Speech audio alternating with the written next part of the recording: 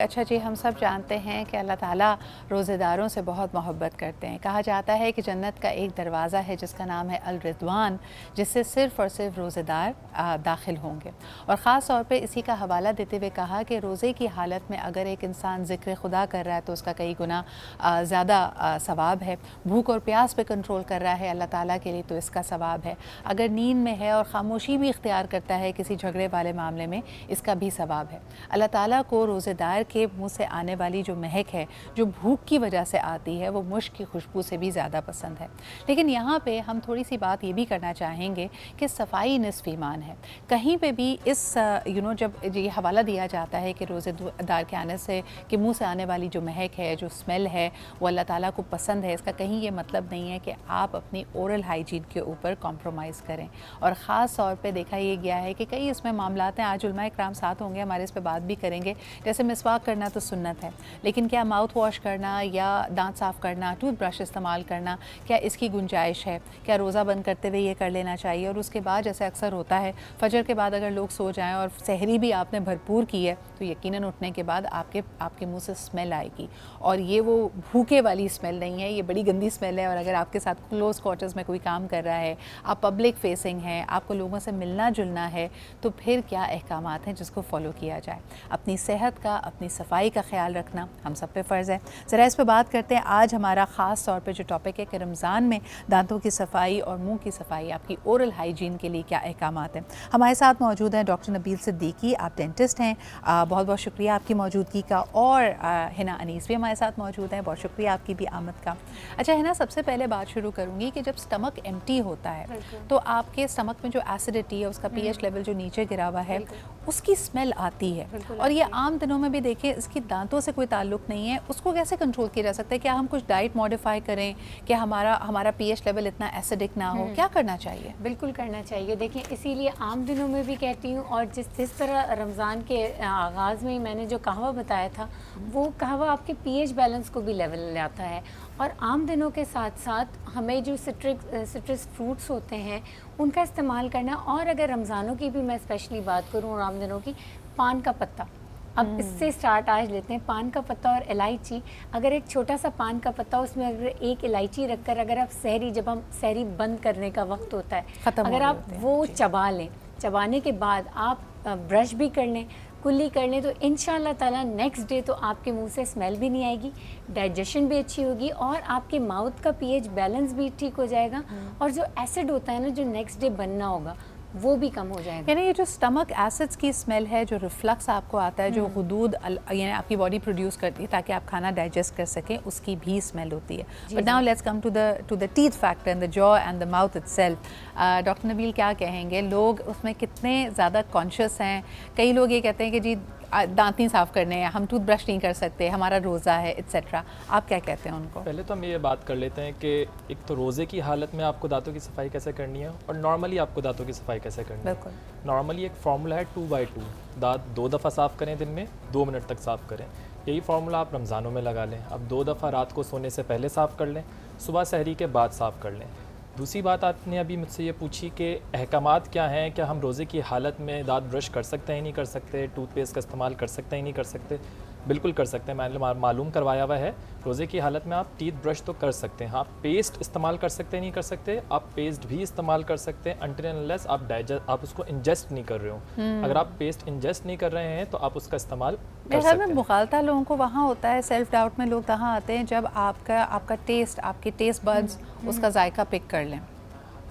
देखें, रोज़े की हालत में आपके न्यूट्रिशन आपको नहीं जाना चाहिए, जायका जा रहा है वो मसला नहीं है।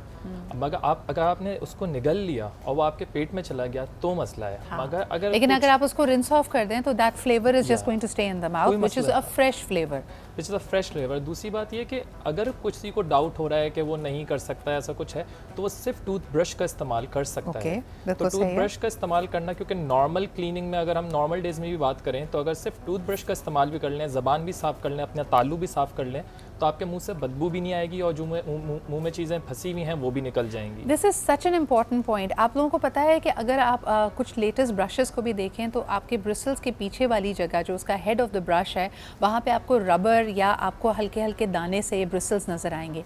ये एक्चुअली आपके पैलेट और आपके टंग का क्लीनर है। अभी वी डोंट रियलाइज़ कि जो मुंह से स्मेल आ रही है 80% जो बैक्टीरिया है वो आपकी ज़बान के ऊपर है और उसकी सफाई हम नहीं करते हैं।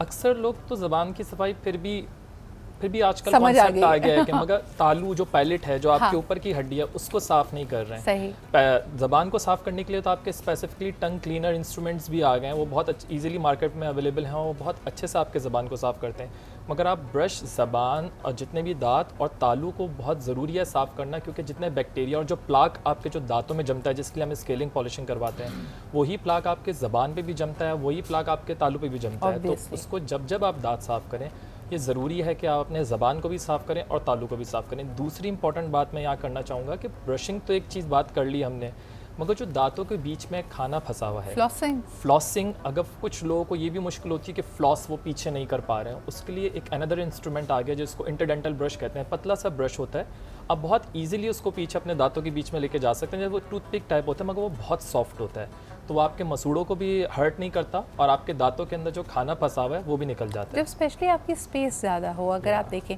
अच्छा एक और चीज़ है, रोज़े में सबसे ज़्यादा जो मुश्किल है ना लोगों को हो रही है ना कि अगर if they have a habit of chewing something और द अदर, जिनको पान छालिया का शौक़ है या सौंफ का शौक़ है, तो वो एक आदत भी है कि आप काम करते करते कुछ ना कुछ चबाते रहना।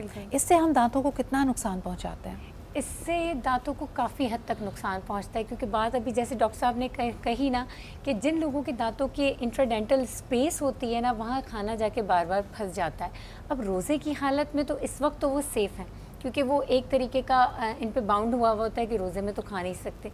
लेकिन बिसाइड रोज़ा वो जो बार बार चबा रहे हैं ना, तो बार बार तो ना वो फ्लॉस कर रहे हैं ना वो ब्रश कर रहे हैं, तो वो जो कैविटी है जो बार बार जिस तरह वो उनके दांत में फूड उस वक्त प्लाक अंदर पड़ा हुआ है, तो ऑब्वियसली वो कैविटी बन रही है। वो तो सिर्फ 2 दफ़ा ब्रश, या कुछ लोग तो सिर्फ एक ही दफ़ा ब्रश करते हैं सुबह में, तो आप सोच सकते हैं ना कि वो 12 घंटे 24 घंटे तक पड़ा हुआ है इनके मुंह में फूड। अच्छा एक तो चीज़ यहाँ पे एब्सोल्युटली हिना ने जैसे मेंशन किया, एक तो अच्छी बात यह है कि रमज़ानों में अगर आप नमाज की पाबंदी कर रहे हैं तो 5 वक्त जब वज़ू करते हैं तो एटलीस्ट आप अपने आप का अपना माउथ यूर रिंसिंग इट, आप कुल्ली ज़रूर कर रहे हैं। लेकिन दूसरी चीज़ ये कि इस तरह की जब सख्त चीज़ें जैसे छालिया है, पान है या फिर सौंफ का अगर आप बार बार इस्तेमाल करते हैं तो इंट्राडेंटल स्पेस ना भी हो, ये फ्रीक्वेंट यूज़ और खाने की च्यूइंग की वजह से बन जाती है। एम आई राइट डॉक्टर साहब?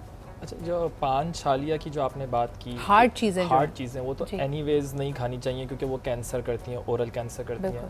दूसरी चीज़ जो आपने पूछा कि वो दांतों पे क्या असर कर रही हैं, देखें हार्ड चीज़ है, आपके दांत की एक एनाटमी है, एक स्ट्रक्चर है कि वो थोड़ा पहाड़ टाइप है, कुछ ढलाने हैं, वो आपके च्यू करने के लिए ऐसा दांत बनाया गया है। जब आप हार्ड चीज़ें खाते हैं तो वो फ्लैट हो जाता है, हाँ, और चिप होता जाता है बिल्कुल। और फिर वो आहिस्ता आहिस्ता करके सेंसिटिव होता जाता है और फिर वो खाने में मुश्किल होना शुरू हो जाती है और फिर दांतों में गंदे स्टेन्स तो लग ही जाते हैं। तो ये स्ट्रक्चर जो आपने अभी पूछा कि वो दांतों में क्या इफेक्ट करता है कि वो आपकी एनाटमी, आपके स्ट्रक्चर को एकदम फ्लैट कर देता है, बिल्कुल, तो वो आपके फिर आगे जाके प्रॉब्लमेटिक हो जाती हैं। अच्छा, ये हम यानी अक्सर डेंटिस्ट आप पेशेंट को ही जाए तो उसको ये भी बता सकते हैं कि कोई गुस्सा कितना करता है, क्योंकि अगर आपको दांत पीसने की आदत है ना तो वो आपके दांत आहिस्ता आहिस्ता बताना शुरू कर देते हैं कि ये इतना गुस्सा करते हैं।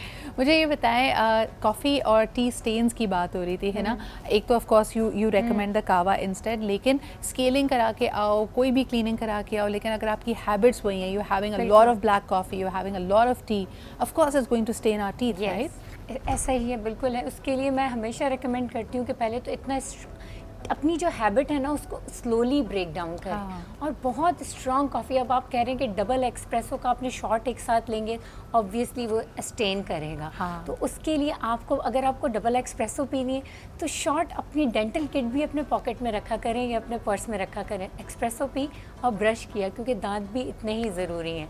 और इसके साथ साथ आपका माउथ का जो पीएच लेवल बैलेंस करना भी बहुत ज़रूरी है। यानी हम रियलाइज़ नहीं करते कि जब हम बहुत खट्टी चीज़ें खा रहे हैं तो उससे आपके ऑब्वियसली दांतों पे फ़र्क पड़ेगा। You want to add something to that doctor साहब?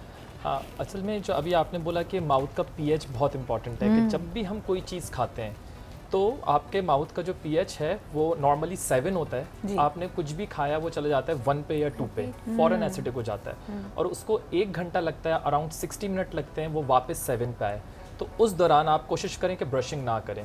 देखिए, जहाँ हम कहते हैं ना कि हमारे हवासे खमसा, ये 5 अल्लाह ताला ने जो सेंसेस हमें दिए हैं वो कितनी अहम है, उसी के साथ हमारी ये मुस्कुराहट जो दुनिया में सबसे पहले नोट की जाती है। आप किसी से भी मिलते हैं तो सबसे पहले वो आपकी स्माइल नोट करते हैं, और तबस्सुम फरमाना सुन्नत नबवी भी है, सदका भी है।